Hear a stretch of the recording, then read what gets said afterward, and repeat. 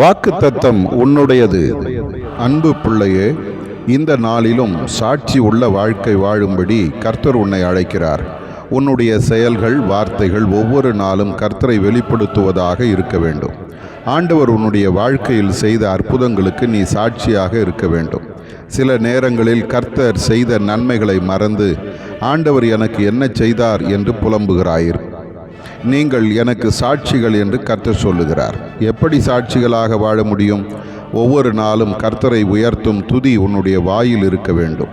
பவுல் சொல்லுகிறது போல எப்போதும் எல்லாவற்றிற்காகவும் கர்த்தரை ஸ்தோத்திரிக்கிறவர்களாக இருக்க வேண்டும். அதே போல ஆண்டவருடைய வேதம் உன்னுடைய கையிலே, உன்னுடைய நாவிலே, உன்னுடைய இருதயத்தில் இருக்க வேண்டும். அப்படி இருந்தால் அது உன்னை சரியான வழியில் நடத்தும். நீ ஆண்டவருக்கு பிரியமான சாட்சியாக வாழ முடியும்.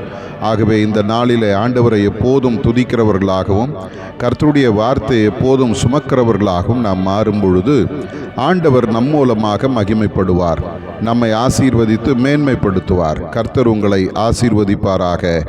ஆமென்.